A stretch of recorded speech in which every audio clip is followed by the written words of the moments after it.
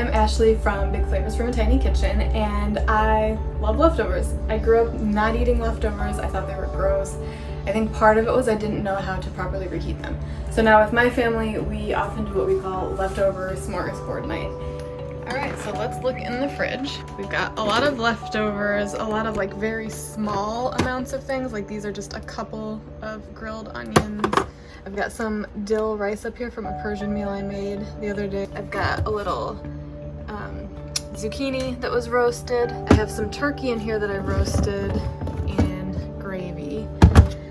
So there's just a little turkey left. There's 3 of us in my house. So probably what I would do is heat up the turkey and the gravy for me and my husband.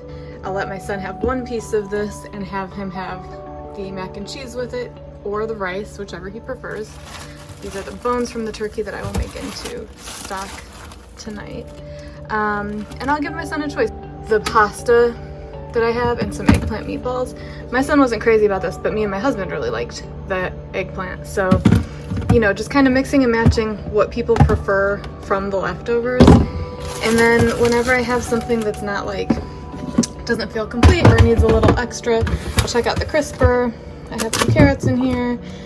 I could do a little side salad with some veggies. A lot of times I'll mix stuff like that together and put it with a can of drained beans to make like a bean salad, to make a full meal without it feeling like it's going to die a sad death in my refrigerator. Look for ways to reheat your leftovers so that they feel fresh still.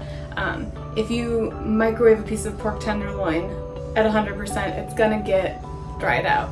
So if you try adding a little water into the container and heating it at 50% power, it'll help it stay nice and juicy inside, so when you go to eat it, it doesn't feel like leftovers. It's not this sad, overcooked kind of meh thing. It can actually be something to look forward to. Also, if you have batches of things that would cook well together, so if I have a couple different things like a few pieces of fried calamari, a couple of French fries, and a chicken strip, I can put those all in the air fryer at once.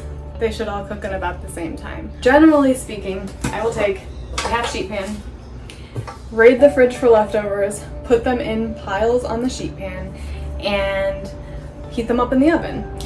Depending on the type of leftovers I have, sometimes it doesn't make sense to put everything in the oven. I also really like to utilize an air fryer. It's great for reheating things that you want to be crispy, so things like French fries or fried chicken, a lot of fried things obviously, but you can get them nice and crispy again without having to end up with soggy, sad leftovers. If there's something to heat up in the oven, or you don't have an air fryer and you want to use a regular oven and you want to keep it kind of crispy and golden on all the sides, you can put a wire rack on top, and that'll help so that the air from the oven can circulate all around. So that's another really good tip.